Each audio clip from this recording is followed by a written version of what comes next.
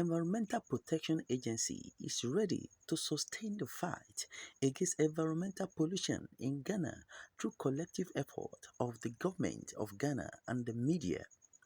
Letting people like my friend said. Speaking at the event was the NTP project director, Mr. Charles Boache. In his address, said the government must speak on the continuous building on the agricultural land in order to avoid economic crisis for the next generation in Ghana. Petrol, they don't use diesel, they don't use breadfruit, they don't use engine oil, they don't use all the oil. About 65% of the maintenance that occurs on our cars are due to the oil. And electric vehicles don't use them.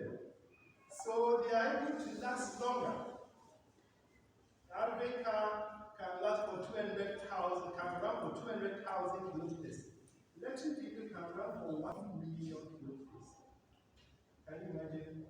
You see, so the good news is that it's a developmental issue. And the challenge is that yes, the initial cost is high, but the maintenance is very negligible. You see, and it can be powered by solar.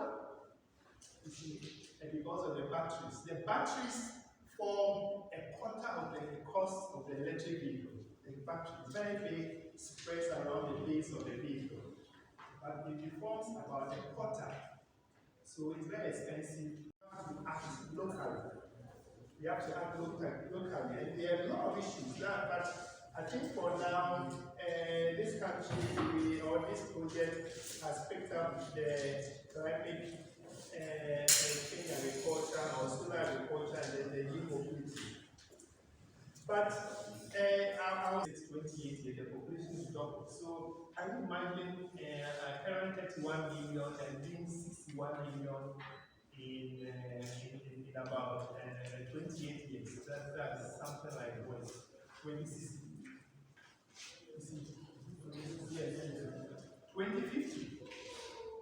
2050 and 28 years is not very far. Add 28 years to your age.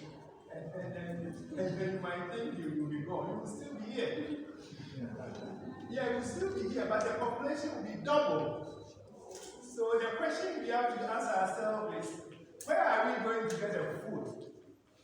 Where are we going to get the food? Because we are building on the agricultural lands. Yes, we are building on them. Where are we going to get the water to drink? Where are we going to get the houses? Already we have a huge housing deficit. Over 3 million houses have to be built to satisfy the current generation. And we need a lot more houses. So it is, where are we going to get the farms to produce our food? Like I said, you see, the question is even the forests that we have that are really balancing the ecosystem, that are filtering our water resources. The forest make a lot of impact to our lives, apart from giving us possibility. They filter our water for free.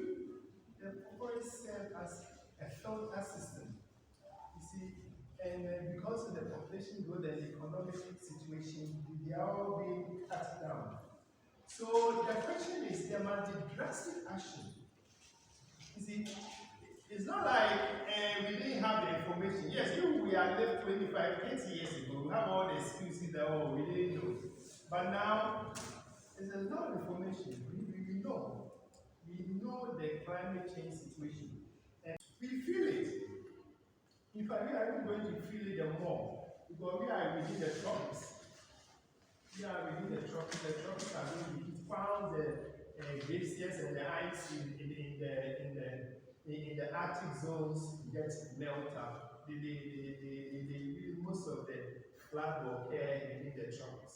The steps to have this in work. The good news is that climate change is also a developmental issue. You see, so that's why I said that it's not just a white mountain. It's something that we need. It's a developmental issue. Nobody is stopping us from industrializing. Nobody is stopping us from having our aluminum plants running. or our steel plant running, or having our glass plant running. Yes, we can have our aluminium plant running and realize that the red mark or the oxide residue is also a good raw material for housing construction. It's free, it's there for free. Or we can have steel plants running and we realize that even the slab, steel slab, that comes out from manufacture of iron and steel. According to the chief manager for GIDA, Mr. Richard Oponbuache said the institution have the role to play in environmental protection in order to protect production in Ghana through collective support to Ghanaian farmers in order to use energy to produce more. That's running into the sea. So I think that for the energy tariffs, if before we go into the solar, our farmers are really having challenges. Can we talk to the government to have a special tariff? I mean, how can they pay commercial when somebody who's producing like maybe watches be at the same rate if a smallholder farm? It's not possible. So we need a special tariff. I mean, we can keep between the domestic and the commercial.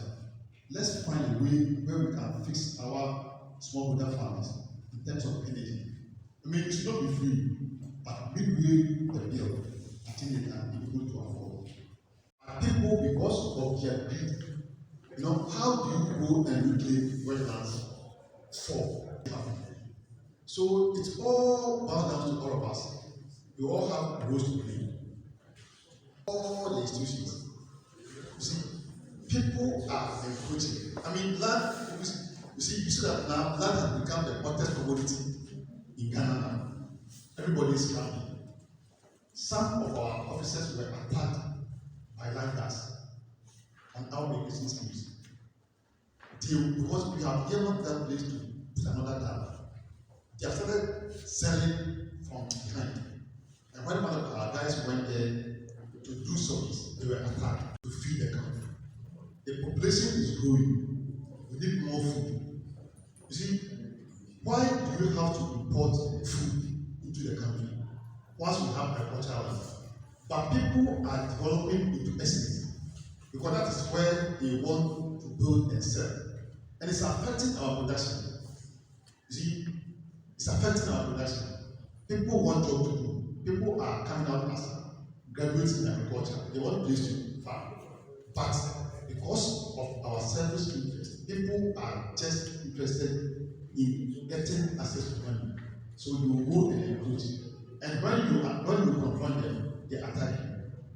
So that is the issue. So it's affecting production. It's affecting security of our schemes. How should somebody go and clear cocoa because he wants to mine gold? So not only in an irrigation scheme, somebody went there with an excavator going to clear cocoa farms and they were chased away. You see, so to the journalist, let us write, have roles to play. So I'll plead with you. You see, that's why I want to talk about research. The moment you research and write, people will read and they will get to know what is happening. You see, our rivers, people are going into the rivers. I was going to the Western region, and when I saw River Prague, I was so sad. Can we change the color of Prague in the next 2 years? That's the question we have to ponder. You cannot live in a country without food. And food is key. And for irrigation, you can have all year round farming. And once you cannot have dams in all communities, there are some places that you have to pump from rivers. And by pumping, you need some form of energy. And that energy can be solar or grid energy. But we think that for solar, we are not gone far in terms of solar installation. But once we have, like almost all communities have access to electricity, I think the best way is to help the farmers to be able to use the electricity within their area to produce more. So you need a special tariff? You need a special tariff. Not a commercial, but something that they can be able to afford to pay, so they can produce more. Also speaking at the event was the lead consultant for NTP, Dr. Joseph Essandoh, said that the new implementation will go a long way in helping economic development globally, and Ghana Environmental Protection Agency is not going to be left behind. Economies globally, the economy globally, and for that matter, we also have to be on board so that we are not left behind. And also, very good, also, like I said, the immediate benefits in terms of operation. They find those who are using our funds very, very cheap or cheaper compared to the internal combustion. Then secondly, the immediate, I would say long-term benefits, or I would say medium-term benefits. Those around the traffic, those along the road pollution will be highly reduced because you don't get any emissions coming from compared to ICT. So in the morning, when you are coming here, you don't need to put on your aircon. You can just open your glasses and get the fresh. It's the policy that government is about. But the government needs input. You cannot just stand up and say there's a policy. You need input to draw the policy. So all that we are doing is really feed into the policy that the government is going to do.